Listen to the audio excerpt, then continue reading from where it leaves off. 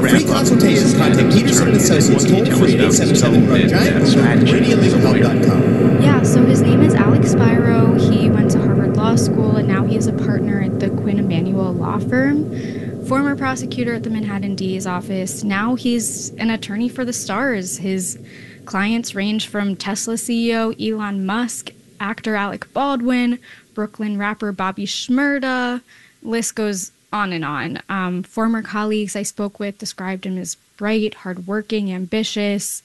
But, you know, if you look through his court filings or if you see him speak, you can tell that he kind of balances this like super punchy, assertive language with also some, you know, collegiality when he's talking to other attorneys or whatnot. And one of his former colleagues told me that he really just uses words that are not super complicated or filled with legalese, but that will get through to the average person. And when you think about the types of cases that he's bringing, and especially representing a former mayor, he's not just talking to prosecutors or a judge, but he's talking to the people of New York City.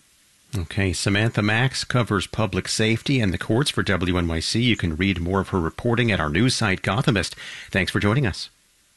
WNYC is supported by Carnegie Hall, presenting the Los Angeles Philharmonic, conducted by Gustavo Dudamel, featuring pianist Lang Lang, cellist Elisa Weilerstein, singer-songwriter Natalia Lafourcade, and more. October 8th through 10th. Tickets at carnegiehall.org. WNYC is supported by the Tao Foundation, which supports leaders and organizations enacting innovative solutions to persistent inequality, allowing everyone to reach their full potential.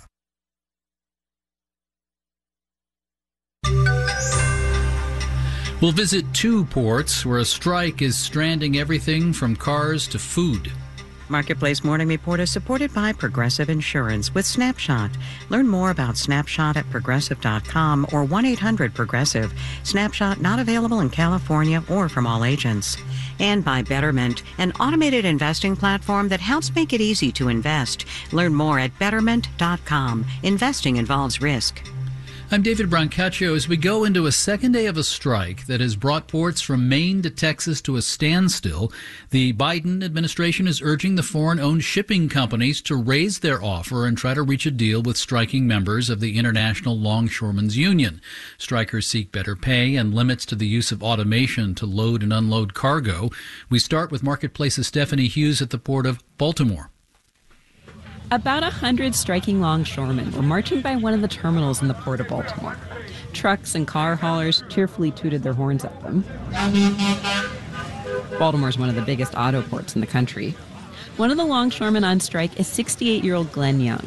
How long have you been out here? Out here or down here? Both. A couple hours and 46 years. That's a couple hours on the picket line and more than 4 decades working at the port.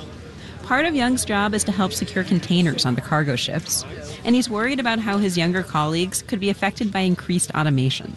Yeah, I mean, it's all around the world, you know, eventually it's coming, but you don't just dump it on you, you work it in. Some of the dock workers were carrying signs that say, "Machines don't feed families."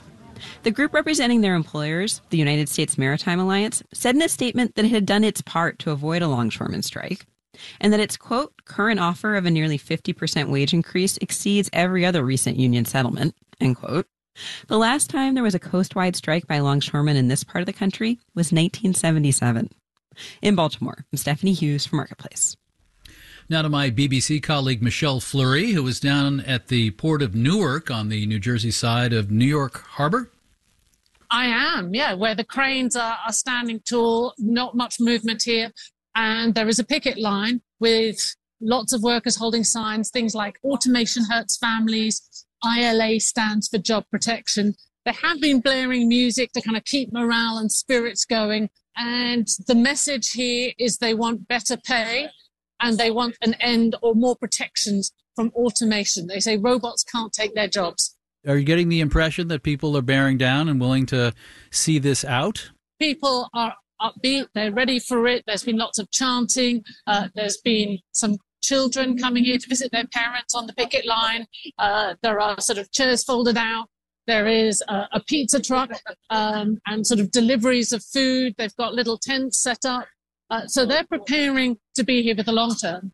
And on day one of the strike, we saw the ILA president, Harold Daggett. He came here he reiterated the demands and said that him and his workers were prepared to shut it down as long as necessary. They weren't ready to budge.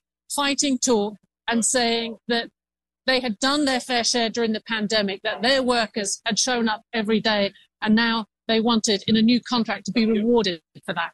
One of the challenges for the International Longshoremen's Association is the march of technology, which presents the ability to do more with fewer union members. Well, and this is what they're talking about here. When I was speaking to some of the workers here, they say, you know, robots can't feed a family. We feed our family. We go and shop in our communities. So support us, support our jobs. These have value to society. That's what they're fighting for. And in some ways, it has echoes of strikes we've seen in the past.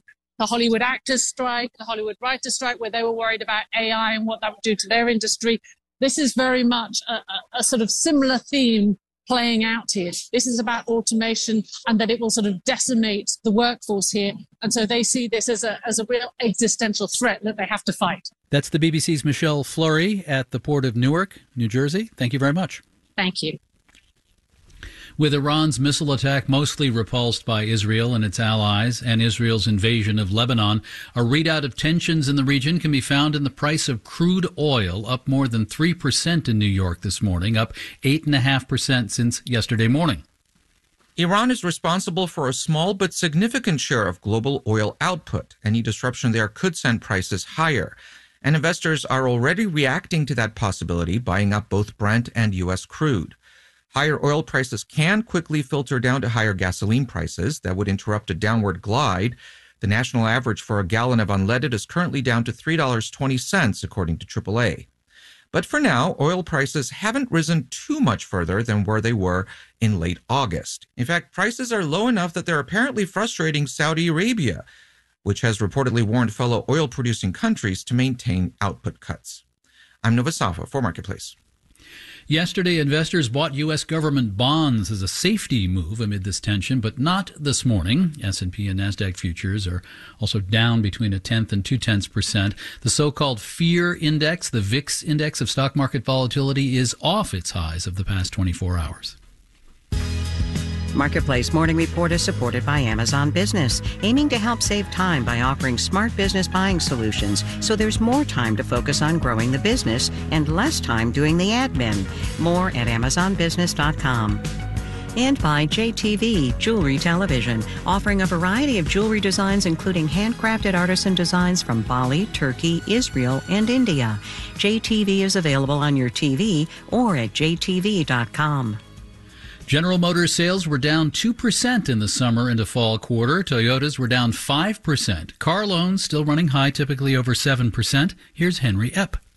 Typical car shoppers only buy a new vehicle every 6 years or so, says Jessica Caldwell at Edmunds. So drivers shopping now are in for some sticker shock.